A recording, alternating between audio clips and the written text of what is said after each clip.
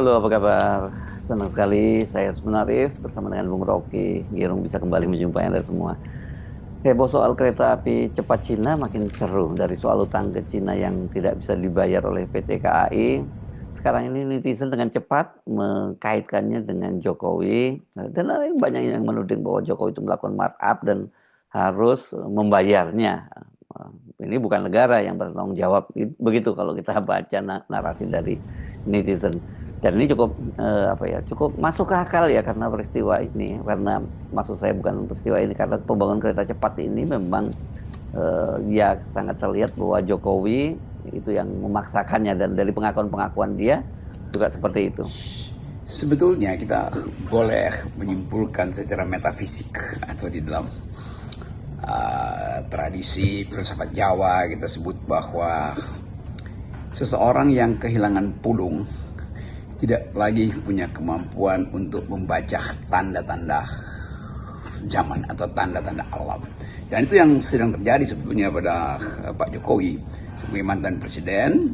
Pada akhirnya dia tidak bisa tidur nyenyak karena setiap hari mak-mak, BEM, netizen membongkar kembali skandal-skandal yang pernah terjadi selama 10 tahun kepresidenan beliau. Bukan sekedar soal ijazah atau kasus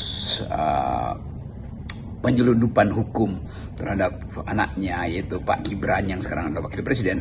Tetapi ada hal yang hari-hari ini akhirnya jadi semacam kasus belli kasus belli, hal yang kemudian menjadi titik sorot pembicaraan yaitu soal kereta api cepat. Dan terlihat bahwa agak sulit Pak Jokowi untuk menghindar dari sebut aja tuduhan publik bahwa beliau melakukan markup.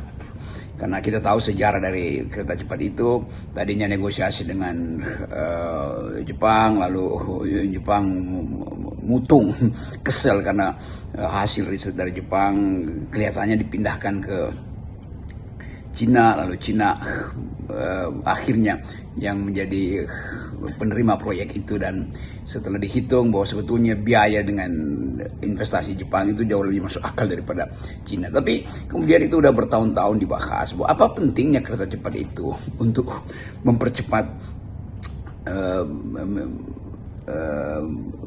pergerakan masyarakat dari Bandung ke Jakarta atau sebaliknya di dalam skala yang hanya beda setengah jam. Dan bahkan mereka yang berbisnis merasa lebih penting naik mobil aja tuh. Jadi ada kalkulasi yang salah, itu kalkulasi yang salah yang menyebabkan akhirnya kereta itu jadi beban utang itu karena kita mesti bayar utang minjem dari Cina.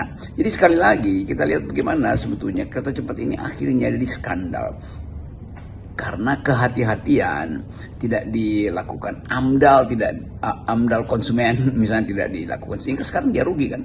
Jadi kerugian itu harusnya dianggap sebagai ketidakcermatan pembuatan kebijakan dengan akibat bahwa ketidakcermatan itu bisa kesengajaan. Nah, kan dalam kesengajaan itu pasti pidana tuh, markup lah tanpa konsultasi dengan DPR misalnya tuh, tadi yang sifatnya bisnis to bisnis akhirnya negara terlibat kalau dia bangkrut. Jadi semua hal yang sekarang kita bayangkan bahwa Presiden Jokowi memang ada di dalam sorotan publik, yaitu perilaku, bukan sekedar perilaku politik, tapi kecenderungan untuk memaksakan tanpa minta izin pada rakyat. Kalau rakyat bilang oke, kereta cepat itu penting, tapi orang anggap ngapain pada waktu Pak Jokowi bikin kereta cepat dan hanya untuk memuaskan ego dia, dan di dalamnya juga terlihat ada markup. Jadi itu kelihatannya titik pintu pidana yang bisa menjerat beliau di dalam kasus kereta cepat ini.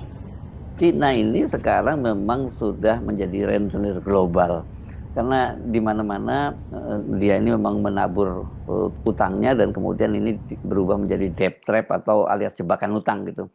Artinya orang diberi utangan kalau nggak bisa membayar, nah kemudian ada barang-barang yang disita. Ini kan namanya rentenir, tapi rentenirnya kelas global gitu. Dan itu terjadi di mana-mana di berbagai belahan dunia, dan yang dikhawatirkan ini juga sedang terjadi di Indonesia. Kasus ini banyak yang melihat bisa menjadi pintu masuk untuk mempidanakan Joko Widodo. Ya, justru betul Bung Hersu, bahwa faktor Cina yang sudah ada di dalam sejarah menjebak partner bisnisnya di mana, di Asia, di eh, Afrika, itu ketika semua bisnis tidak bisa dipastikan dilanjutkan oleh Angola misalnya, atau di mana kemarin itu Bangladesh atau Pakistan, itu akhirnya pelabuhannya dikuasai oleh tukar tambahnya, akhirnya pelabuhannya dikuasai oleh pemerintah Cina. Bahkan mata uang di beberapa negara Afrika itu diganti oleh Cina itu sebagai penanda bahwa ada kemacetan bisnis. Jadi kita lihat bagaimana Cina bisa menjebak sebetulnya, dan harusnya kita tahu dari awal dengan pengetahuan bahwa kebiasaan Cina ini, pemerintah Cina ini untuk menjebak partner bisnisnya, itu udah jadi semacam ya model baru investasi Cina, itu mendorong, mengumpankan, lalu kemudian mengambil alih infrastruktur yang sebagai pengganti ketidakmampuan membayar utang. Kan itu bisa, harusnya sudah bisa diantisipasi oleh Presiden Jokowi, karena pada waktu itu beberapa kasus sudah terjadi di Afrika dan di Asia kan. Jadi sekali lagi kita melihat bagaimana akhirnya sesuatu itu jadi beban rakyat. Dalam hitungan banyak pakar itu baru 150 tahun baru balik investasinya itu. Sekarang masalahnya adalah apa yang mesti kita bayangkan sebagai potensi Pak Jokowi itu dipidanakan. Pertama tentu adalah, ini dengan mudah orang anggap kalau itu masuk akalnya di Jepang, kenapa dipindahkan ke Cina? Apakah ada semacam perjanjian diam-diam di dalam rangka diplomasi politik sehingga sesuatu yang dalam skala ekonomi lebih murah dibuat lebih mahal di Cina? Atau memang itu upaya menerima sogokan yang lebih besar dari pemerintah Cina, di markup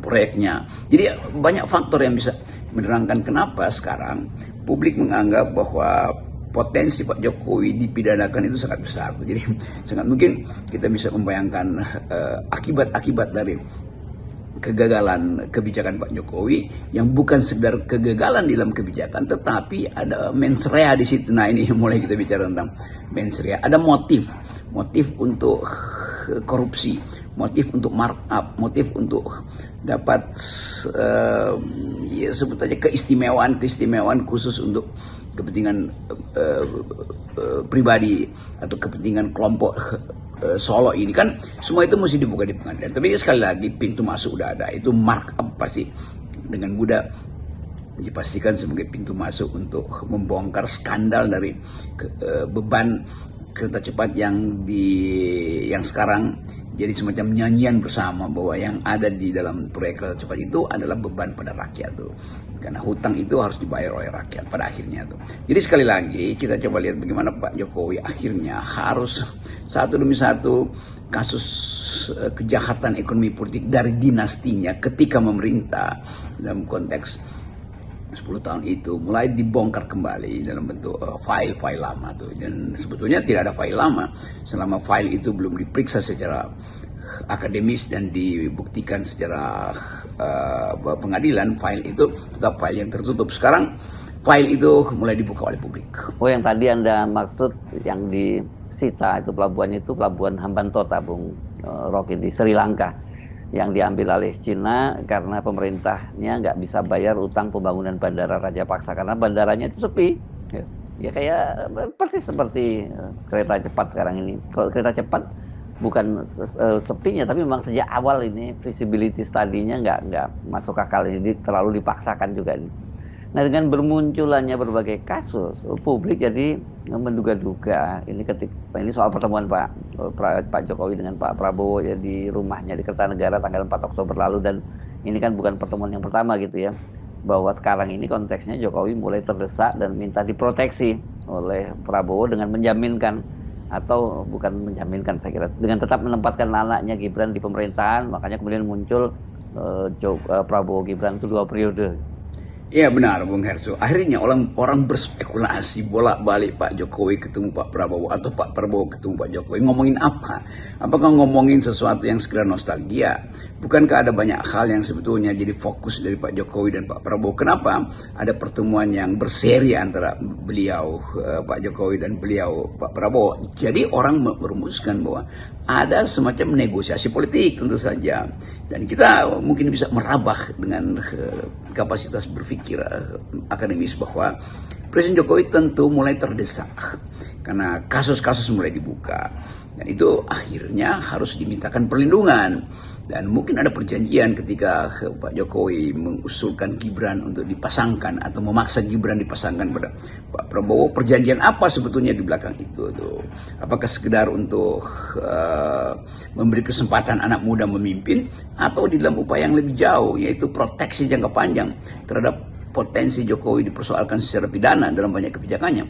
Kan semua itu jadi bahan spekulasi itu, dan juga kita bisa membaca hal sebaliknya bahwa Pak Prabowo tidak mungkin menahan opini publik yang diarahkan langsung pada Pak Jokowi di dalam skandal kereta cepat ini misalnya. Yang lain mungkin bisa secara samar-samar disentuh sedikit sebagai isu soal ijazah. Ngapain sih persoalan ijazah, kan udah selesai, ngapain sih masih ngomongin fufu-fafa padahal dia udah wakil presiden. Tetapi soal beban yang akhirnya jatuh pada rakyat, itu membayar hutang yang dibuat oleh Jokowi akibat kebijakan yang koruptif ketika membuat kontrak dengan Cina di dalam soal kereta cepat ini, itu tidak mungkin dihalangi oleh presiden bahkan tuh, karena ada faktor-faktor lain di situ, yaitu kesulitan ekonomi rakyat hari ini, pilihan untuk memamerkan infrastruktur yang mercusuar, kan itu di tengah-tengah kemiskinan, di tengah-tengah data bahwa Indonesia sebetulnya daya beli menurun, kemampuan anak-anak didik kita itu kebanyakan populasi kita hanya lulus SMP kelas 7, jadi SMP ya nggak sampai kelas 2 SMP. Kan itu yang mestinya dipikirkan oleh Jokowi ketika dia memerintah. Ternyata dia tidak pikirkan itu, akibatnya indeks kemajuan sosial kita di bidang pendidikan misalnya drop, sehingga bertentangan dengan ide untuk berkompetisi menghasilkan generasi emas tuh. Bonus demografi dibebankan bukan pada anak-anak muda ini, tetapi yang dibebankan adalah utang sebetulnya tuh. Jadi anak-anak muda yang hidup sekarang dia harus membayar utang nanti, padahal dia harusnya jadi bonus demografi. Jadi buat apa ada bonus demografi kalau beban utang itu 5-10 tahun dan mungkin 50 tahun ke depan masih ada pada generasi yang sekarang disebut Gen Z ini. Jadi layak kalau Gen Z juga harusnya marah bahwa mereka itu dibebani oleh Jokowi dan harus bayar utang itu 50 tahun ke depan itu kan.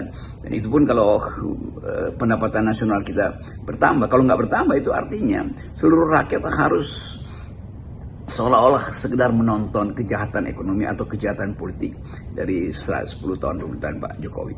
Jadi demi fairness maka ada peluang untuk mempidanakan Presiden Jokowi. Jokowi seperti Anda sebutkan sejak awal ini menjadi excess baggage, kita ada menyebutnya ya, beban tampah yang harus dipanggul oleh Pak Prabowo. Apalagi ini sekarang kalau kita kaitkan dengan tanggal 20 Oktober ini pemerintahnya Prabowo kan tepat 1 tahun. Kalau Pak Prabowo waktu itu kalau ada evaluasi menunggu ya jangan buru-buru, beri kesempatan untuk sampai setidaknya 1 tahun. Sekarang 1 tahun, ini nggak ada lagi argumen, oh kan kita baru 1 tahun.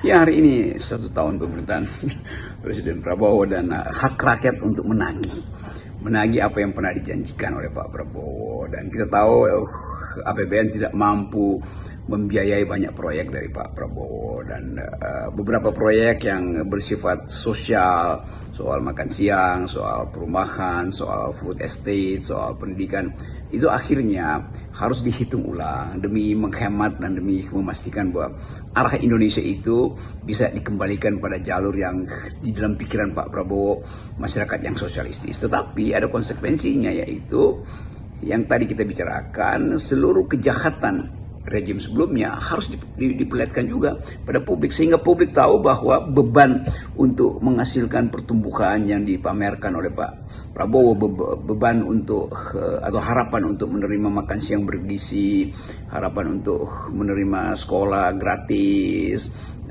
ketahanan pangan, itu semua masih bisa diwujudkan. Tetapi dengan catatan bahwa mereka yang menghalangi atau membuat terlambat program-program itu di masa lalu harus diperiksa secara pidana. Jadi pemborosan APBN karena infrastruktur IKN segala macam oleh Pak Jokowi juga harus dijadikan alasan untuk menilai apakah Presiden Prabowo hari ini mau menyelesaikan masa lalunya yang masa lalu presiden sebelumnya, karena itu menjadi kepentingan kita bahwa tidak boleh nanti pemerintahan Pak Prabowo mengulangi hal itu, tidak boleh pemerintahan setelah Pak Prabowo juga meneruskan hal yang buruk dari Pak Jokowi. Jadi demi kesadaran etis itu dan keadilan sosial, harusnya Pak Prabowo kasih sinyal bahwa akan ada atau silahkan pengadilan itu membongkar atau memastikan bahwa ada sesuatu yang keliru di dalam kebijakan rejim sebelumnya. Itu biasa aja dalam demokrasi kan.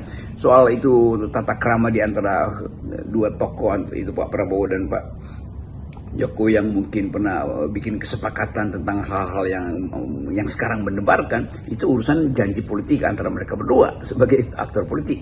Tapi rakyat punya hak untuk menagih apakah hari-hari ini ada harapan terhadap demokrasi, harapan terhadap keadilan, harapan terhadap kemajuan negeri ini.